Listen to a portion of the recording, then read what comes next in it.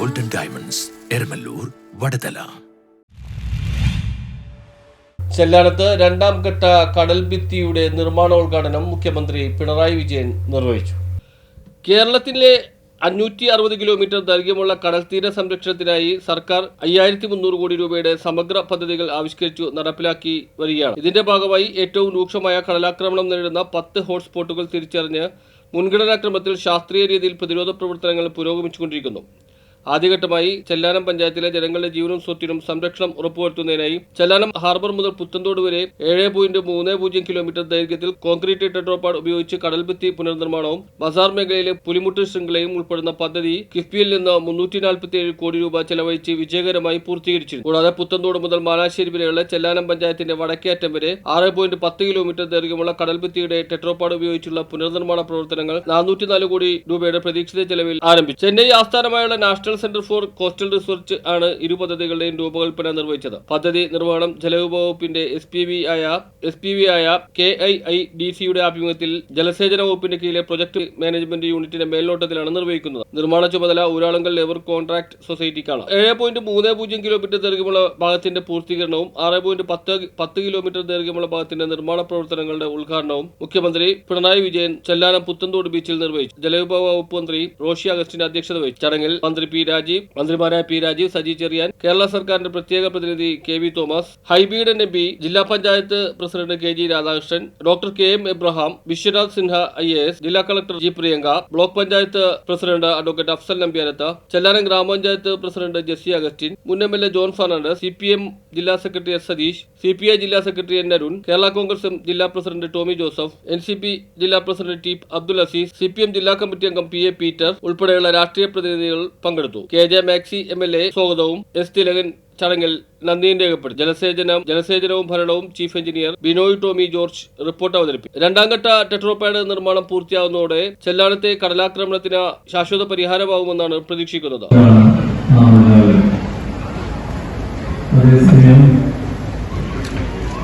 വലിയ അഭിമാനബോധത്തിലുമാണ്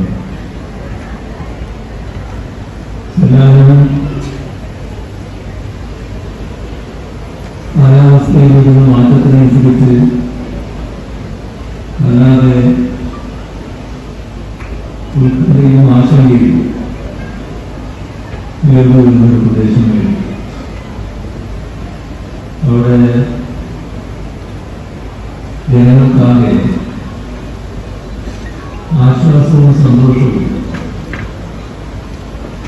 നൽകാൻ ഇടയാകുന്ന 2 പദ്ധതികളാണ് ഇന്നത്തെ ദിവസം സമർപ്പിക്കാറുള്ളത്. ഒന്ന് 347 കോടി രൂപ ചെലവഴിച്ച് നിർമ്മിച്ച ചെല്ലാനം തീരത്തിലെ കടൽഭിത്തി നിറഞ്ഞ സന്തോഷത്തോടെ നാടിന് സമർപ്പിച്ചതായി ആദ്യമായി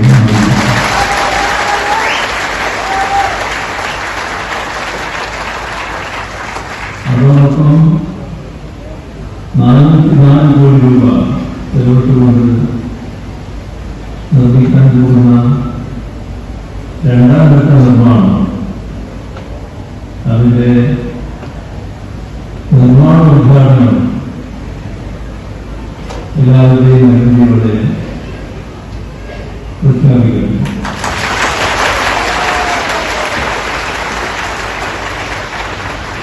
ഒരു കാലത്ത് നേരത്തെ പറഞ്ഞതുപോലെ വലിയൊരു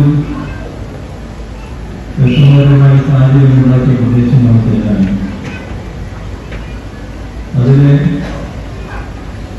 നമ്മുടെ സംസ്ഥാനത്ത് അത്തരം ഹോട്ട്സ്പോട്ടുകൾ എത്രയും നോക്കിയപ്പോൾ 10 പ്രദേശങ്ങളിലായിരുന്നു മാർക്ക് ചെയ്തു. ടെട്രോപാഡ് ഉപയോഗിച്ച് കടൽഭിത്തി നിർമ്മിക്കുന്നതായിട്ട് മണ്ണാമ്പുഴ എന്നുള്ളത് 6.1 മീറ്റർ ഉയരത്തിൽ കടൽഭിത്തി നിർമ്മിക്കാനാണ് ആലോചിച്ചത്. അതിന്റെ ഭാഗമായാണ് രീതിയിൽ സംരക്ഷിക്കുന്നതിനുള്ള നടപടികൾ തുടങ്ങി. ഇതിന്റെ ആദ്യഘട്ടമായി 7.3 കിലോമീറ്റർ ദൂരത്തിൽ കടൽഭിത്തി നിർമ്മിക്കുന്നതിനുള്ള പദ്ധതിക്ക് അനുമതി നൽകി. 344 കോടി രൂപയാണ് അതിനായി അനുവദിച്ചത്. 6 കിലോമീറ്റർ 6.64 കിലോമീറ്റർ ദൂരത്തിലുള്ള നടപ്പാത എല്ലാം ഇതിന്റെ ഭാഗമായി നിർമ്മിച്ചിരിക്കുന്നു. ഏകദേശം 8 ലക്ഷം മെട്രിക് ടൺ ടാങ്കിൽ 1.4 ലക്ഷത്തോളം കെട്ടാപ്പുകൾ ഇതിന്റെ നിർമ്മാണത്തിനായി ഉപയോഗിച്ചു. ആ പദ്ധതിയാണ് നേരത്തെ നാം നാടിൽ സമർപ്പിച്ചത്. അടുത്ത ഘട്ടമായി പുത്തൻതോട് മുതൽ മാനാശ്ശേരി കൃഷി കേന്ദ്രം വരെയുള്ള 6.3 കിലോമീറ്റർ ഭാഗം കൂടി സംരക്ഷിക്കാനുള്ള പദ്ധതിയുടെ നിർമ്മാണോദ്ഘാടനമാണ് രണ്ടാമതായി നിർവഹിച്ചത്. 44 കോടി രൂപ ചെലവ് പ്രതീക്ഷിക്കുന്നു. 1 ലക്ഷത്തിലധികം തെക്കോട്ടാടുകൾ ഇതിന്റെ ഭാഗമായി വിന്യസിക്കും. ആ പദ്ധതി കൂടി പൂർത്തിയാകുന്നതോടെ ഇവിടെ എല്ലാ നദികൾക്ക് കടൽക്ഷോഭം കാരണം ഉണ്ടാകുന്ന നഷ്ടങ്ങളിൽ ഗണ്യമായ കുറവുണ്ടാകും. ഇതാണ് എല്ലാവർക്കും സംഭവിക്കാൻ പോകുന്നത്.